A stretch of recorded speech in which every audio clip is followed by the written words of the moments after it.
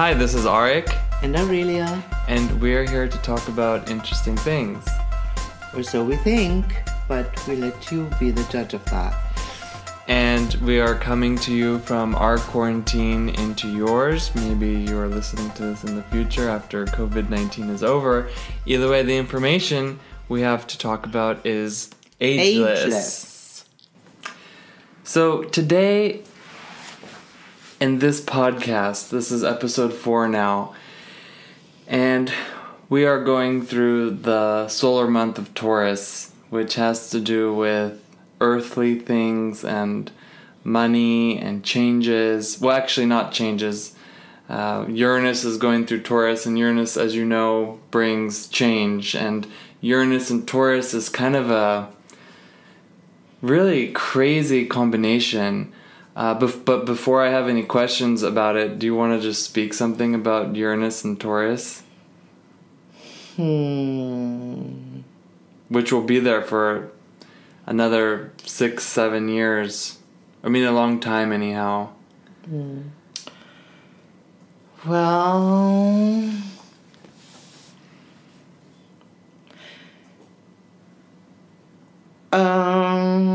it could technically be frightening, so this is why I'm holding back a little bit. I feel what you're gonna say. Because, Taurus is the stable bull of the zodiac. So, it likes things comfortable, it doesn't like change, it likes everything to be the way it always was. And everything needs to be pleasant, and it has its values, and it wants to stick to it. And, none of that is wrong, obviously. These are some really good qualities that we can find in there. But then anything that's like too loud, calling comfort zone, is not a thing we want to keep. And, well, Uranus is the literal solar opposite of that. Right. It doesn't like comfort zone. In fact, Uranus' comfort zone is not having a comfort zone, and so it's wanting to overthrow everything. And in an earth sign like Taurus, this is always can become a little bit unpleasant for everybody who wants to stick to the status quo on any level. Yeah. I mean, for me, it's like Taurus has so many different levels. I mean, it's an archetype that seems obvious, but it's really deep. Like, it covers everything from religion to money, food, media. I mean, it has so many different layers. And I guess, one of the things that I wanted to bring up today in the podcast is about money and things that are for quote unquote free. For example, there are so many YouTube guided meditations and things like that you can just do for free. So why would I pay for a meditation when I can just do one for free online, like on YouTube? I don't know how that necessarily fits with what we just talked about with Taurus and Uranus, but I want to just add to what you said, that Taurus is so deep and has so many levels that I can predict, without having to be a soothsayer, that these coming years will be unpleasant for all of us one way or the other. And if you say that, it could be unpleasant for people to pay for something of value, or to understand, that things, like the old saying, you give what you pay for, or you get what you pay for. Then, and if this comes with unpleasantness, then, I can understand your question. Mm-hmm. So then what's the answer to the question? Well, because people are not readily willing to give anything up, may it be now money to pay for something. Like, people always want things for free. Mm-hmm.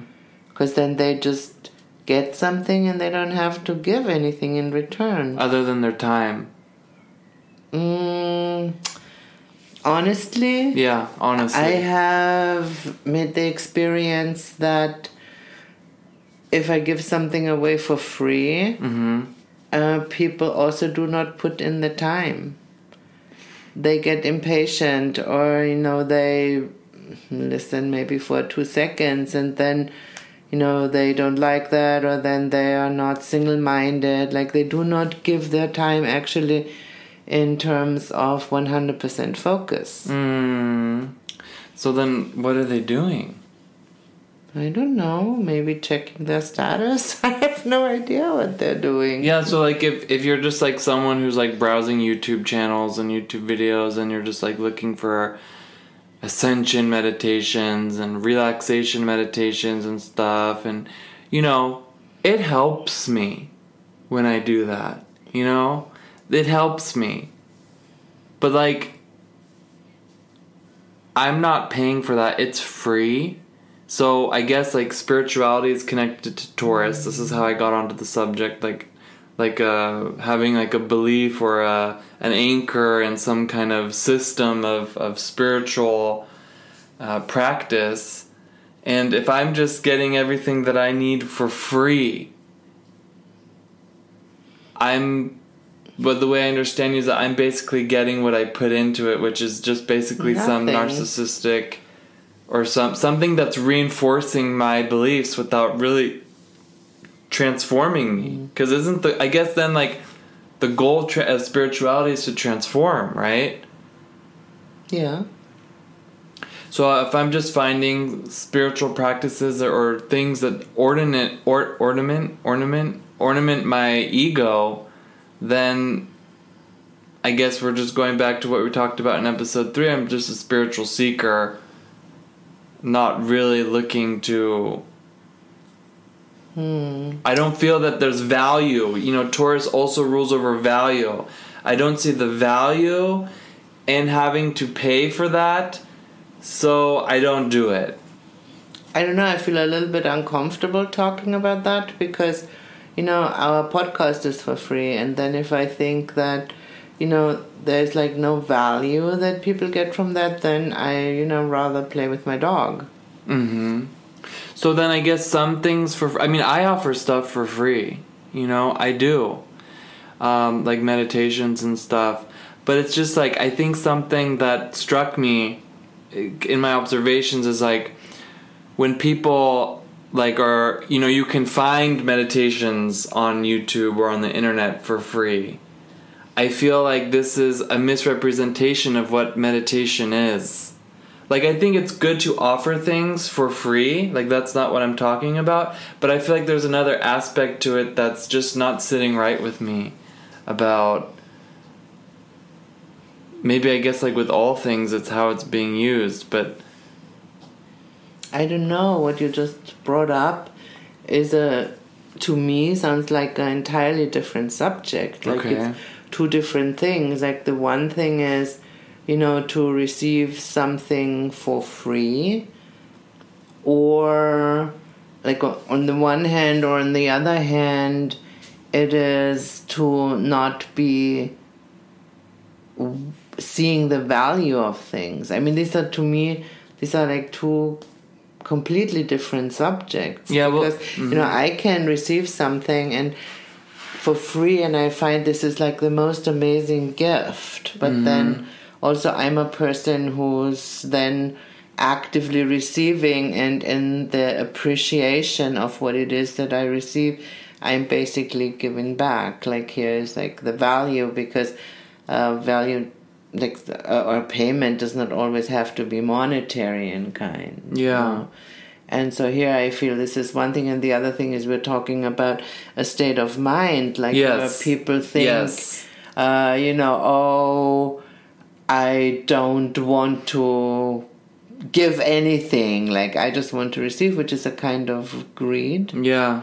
And so maybe this is where this conversation is supposed to be going, rather than having things that, are offered for free in good faith, that, they will help somebody out. Yeah, I know, like, with me, like, before I would pay for a meditation from somebody, I want to see what they're like. That's clear. Like, of course, if I have a good feeling or whatever, I'll go through with it. But I think, like, with Uranus and Taurus, and obviously the current environment that we're in, I'm just trying to resuscitate the attitude of loving to spend money and to contribute to the economy, because I feel like, part of the reason why we are in this situation and the economy is just kind of taking a little bit of a pause is because we are resentful as a collective about spending money and appreciating money for what it is, because the ego is in charge of that stuff. I mean, there's just so many things that we can talk about on this subject alone, like debt or investing, just like the proper attitudes about money. And it's, Uranus always brings a reboot. And I feel like, if someone has a Uranus return, they get like a reboot. And I feel like there's being like a reboot with money going on in the economy and...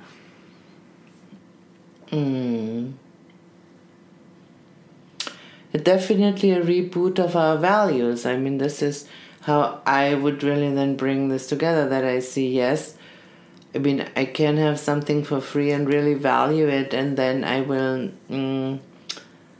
just by default almost give something back. Or, like, for example, like, you get many donations for the things that you give for free because people really appreciate it, and then they donate to you because they want to support that. And I mean, living here in this world, we all have to eat and have to pay rent and stuff like that. And so we are dependent on receiving monetary compensation. So, but yes, Uranus will change that. That's for sure.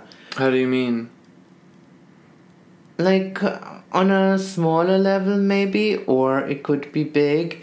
Now with the coronavirus situation and with, our quarantine and everything, maybe we start to value small things like toilet paper a little bit more, if we go back to like the beginning of the hoarding buy. And, that we normally, like, we just use a roll of toilet paper and throw it down and do not even know that.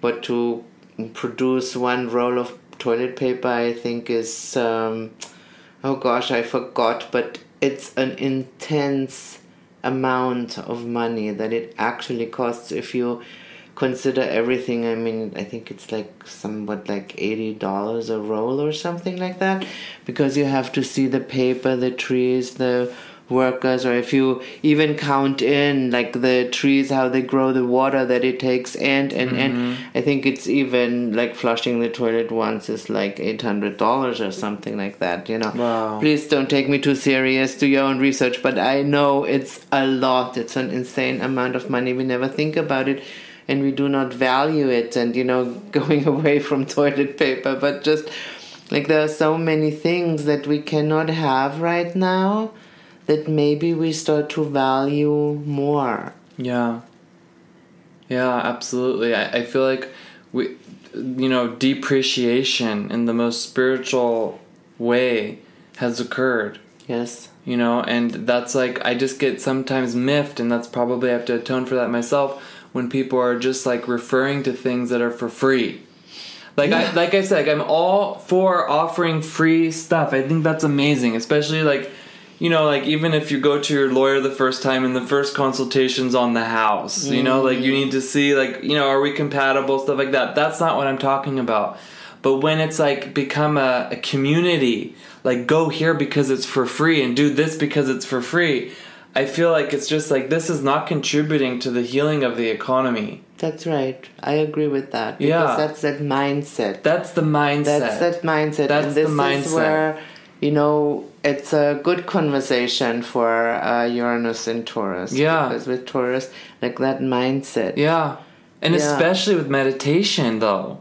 Because, or I mean, of course with anything, because it's the mindset, but I think, like, it can really be, like, just a little bit misleading for people, like spiritual seekers who think, first of all, spirituality needs to be for free. Yeah, that's a real I mean, joke. that's a whole episode in and of itself. Yeah. You know, like how people think that.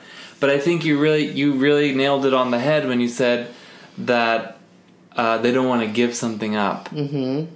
They don't. And then that's the first sign of it. Like if we strictly stay with spirituality. Yes. Then, or meditation. Yeah. Then. Or affirmations and all these, like, you know, just like pop psychology is what it's traditionally called. Well, we can go there too. But if we stay with spirituality, then it's that would be then a first indication to the fact, you know, how your spiritual path will evolve or what it's going to look like. Because the idea that it is for free, like that's already really, really wrong, because you have to give up a lot on a spiritual path. Because, I mean, everybody has heard of the infamous death of the ego, and I mean, this is giving up a lot. Yeah. Now, you know, you're not giving it up all at once, or so we hope, because that means, you know, you'd actually die. But, you know, on a spiritual path, you give it up little by little, step by step, identity by identity, you know, trait by trait. Like, so you see, you have these many, many deaths. Mm-hmm. And if you're unwilling to give up, I don't know, $5 for a meditation or whatever, then, you know, you're really not setting good precedents for your subconscious that you're serious about your spiritual path. Beautiful. Let's get more into that after this short break. This episode of Ageless is brought to you by Aurelia Essential Oil Synergies, 100% pure essential oil blend since 1991. Wellness for you and everyone around you. Be sure to listen to the Ageless playlist on Spotify. Find the link in the description.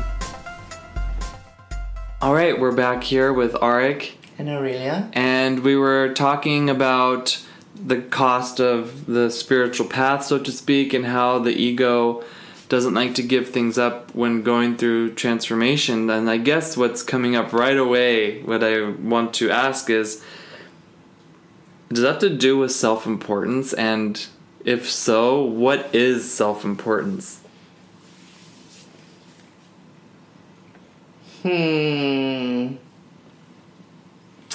Well, I guess self-importance is a form of narcissism, and so yes, the narcissist does not want to give anything up. So, importance is something that has my attention, right? And if I'm self-important, then my attention has not extended beyond myself. That's very funny. Right? It has, but only to the degree that, you know, you want to be important for everybody else also. Yeah, because I've noticed, like, when, you know, you're dealing with self-important people or you encounter self-important people, because, I mean, you know, if you're in the world, you're going to experience people who are important, and most of them are self-important, because I think the big paradox is that if you are important, you're not self-important. Not ever. You know, because if you're important, you're just important to the... I mean, we're all important to the universe, but when we're self-important, we depreciate our importance because we can't really serve the universe, right? Because we can't see anything important beyond ourselves. Exactly.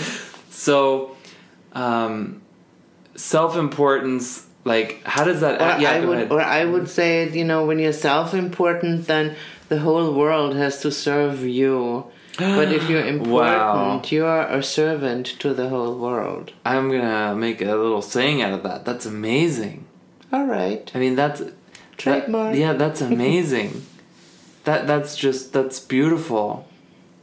That's so true. That really encapsulates self-important people. It's like, what can you do for me? Mm-hmm. You know, or I'm telling you what to do, or let me tell you what just happened. Not really like sharing with you. Like, yeah, it's more of like it's very interesting actually. It's very interesting. Well, yeah. So self-importance then is that ego mind that doesn't really want to transform, because what's there to transform? I mean, excuse me. Yeah. Aren't we perfect already? it doesn't want to let go. No. It doesn't want to give something up because it's all important. Back to the toilet paper. Hoarding. Yeah. It's that energy of hoarding. Like, I can't let this go because it has too much importance to me. That you know? also, yes. You know, To me. do you know why it's important to me? Because so-and-so gave it to me. Yeah. You know? It reminded me of that time when I did this with myself. Oh, that was funny. You know? Stuff like that. You know, what we watched last night? We had a nice little movie marathon, right? Oh, we did. You want to talk about, like, we watched the Neverending Story 1 and 2. We did. We loved it. I cried. I mean, it's I cried too. we watched, you know, it's a classic. You know, We watched it many times. We cry every time. You know, it's never been remade because they just can't touch that. And you have the Giorgio Moroder made the music. You know, amazing producer out of Munich. It's a Munich production. And you guys, you want to know something? All right, the reason why, honestly, I wanted to watch the Neverending Story is because I kept thinking of it, and I feel like our dog is a descendant of Fuchur, the dragon, The lucky dragon. the lucky dragon. And I said to Aurelia, Seiya, our dog, needs to meet Fuchur.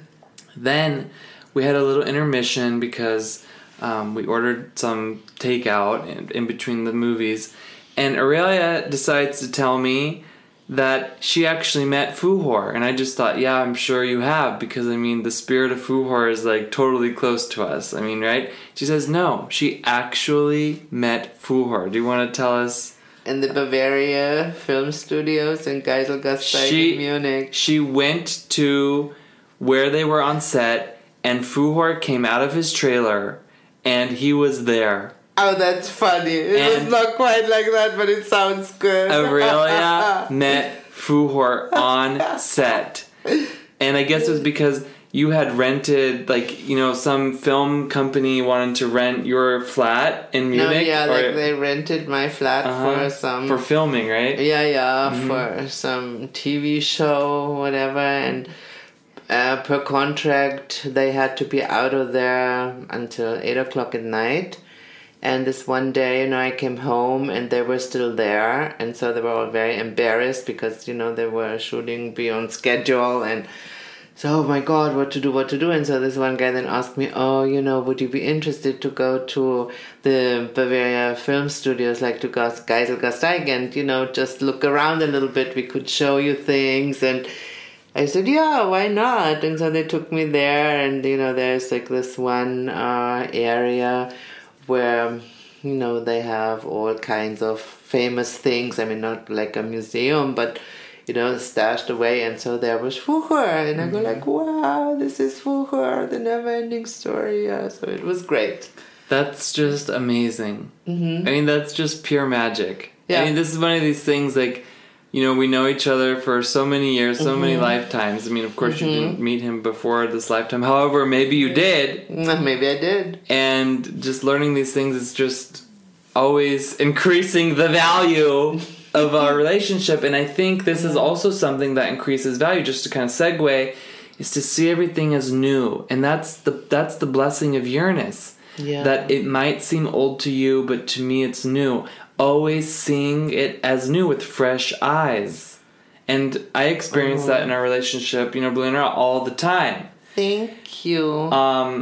And I think this is part of the blessings, that Uranus really wants us to see the Earth and everything that is really connected to that archetype of Taurus with new eyes, with new senses. I mean, it's ruled by Venus. It's all the the six senses. Yeah.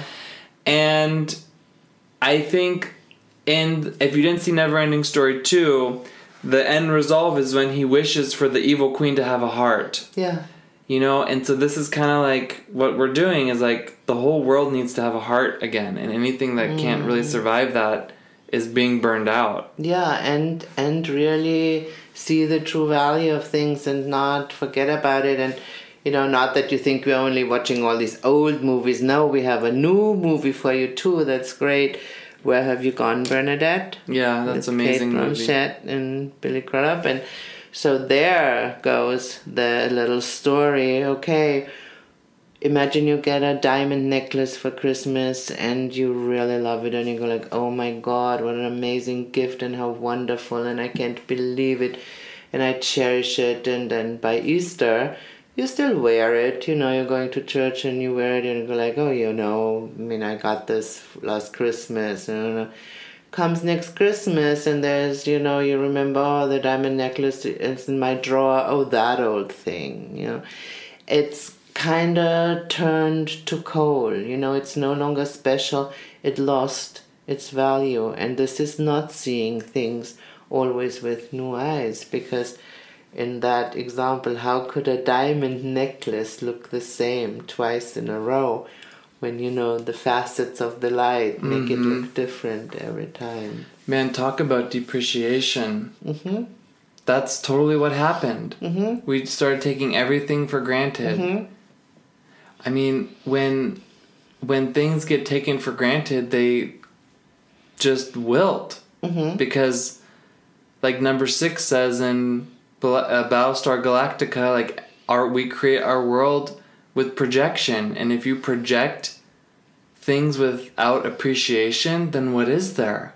They're empty. They're empty. They're empty in the bad thing, in the bad sense. Like in the Neverending Story. Yeah. It's like this empty in the bad sense. There's just no magic, and there's no... everything becomes just a shell. It's dead and it's not nourishing. And that's why I want it for free. Because I think it's empty. Wow. That's the ego. Yeah. I don't see the value inside of it. So why should I pay for that? Yeah. Wow. I think that's true. I mean, I personally cannot say yes or no, because anybody who knows me knows I'm probably a professional appreciator. I appreciate everything without even thinking about it. Even people who are rude to you. Yeah. Or even people who lie or betray you, you appreciate them. Yeah. I appreciate everything, and that drives me crazy about you, by the way. Okay, well, thanks for sharing publicly. But, that's who I am. You gotta take the bitter with the sweet, I suppose. No, I admire it, but it's just it's really amazing how you do that. Because, I am who I am, and I do not allow people who treat me poorly or for their own reasons turn me into a person I am not. That's enough to get anyone to change their ways. I mean, at least me. Because that's totally something. That's, again, with the stability of Taurus. It's don't let it change you. Don't let other people's behavior change you. And this is something that I have, really been mastering for a long time. Yeah, that's true. I witnessed to that. How do you not let people change you? But really, it's just through knowing who you are, being confident about who you are. And I have another little story to that. This is where I makes it very clear for everybody on a small level, and then just project it into, the limitless universe in all your behaviors. I many years ago when I was still working in corporate world, I had to start like at 9 o'clock every day, and my car broke down. Now, so I had to take public transportation, which, in Munich is not a big deal. So the bus station was right in front of my house. And I went there, and there were people already there. And I came and I said, oh, good morning. And nobody said anything. Wow. Okay, whatever. Next day, same thing. I go there, same people, obviously, because, they all live there. And good morning. Nobody said everything. Third day, I was approaching and I saw how they were all like looking so grantig, how we say in Bavarian, like really, listless and I don't want to go to work. And for a moment I thought, they're not going to say good morning anyhow. So I can just stop saying good morning.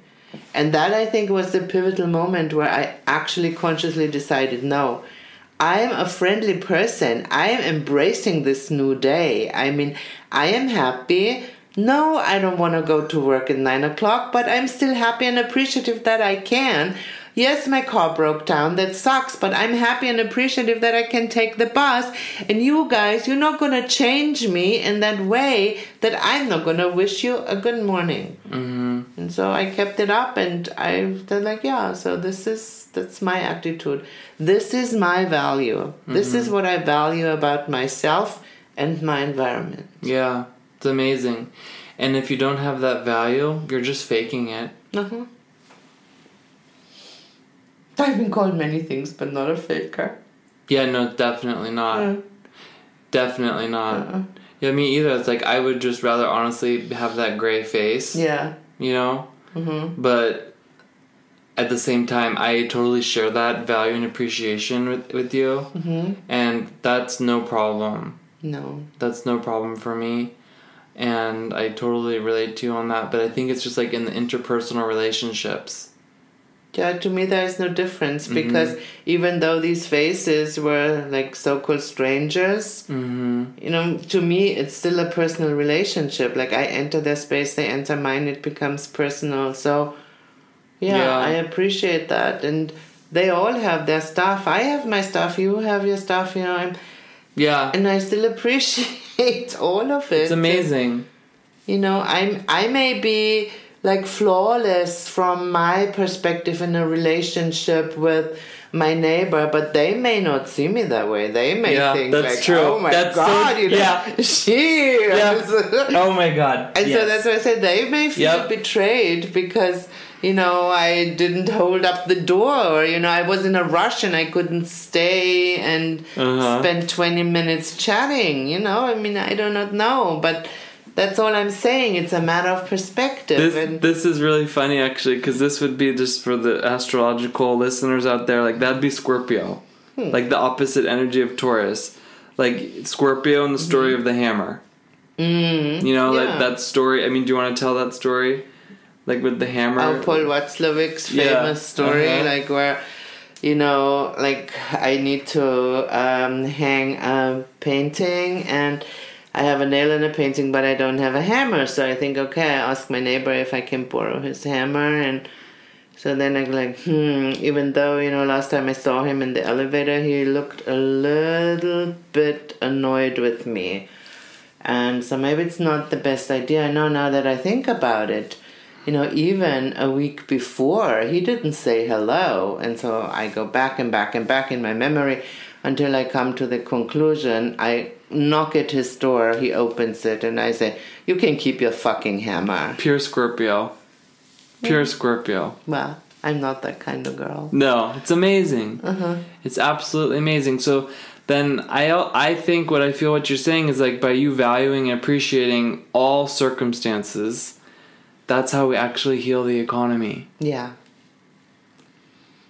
Yeah. But I can't do it alone, guys. I need some help. I'm helping you right there. But I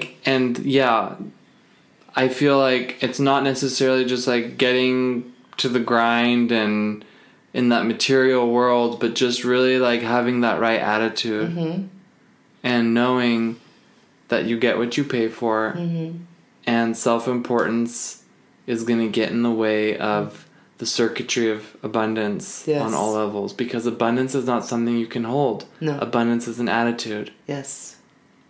Yeah. And because, first cause is always mental, it really, really pays off to think about these things and maybe, think about all these situations where, you do let your environment change you for the worse. Nice. So with that said, that'll be your homework until the next episode. And this has been Arik and Aurelia. And you've just listened to an episode of Ageless. Bye. Bye. See you next time.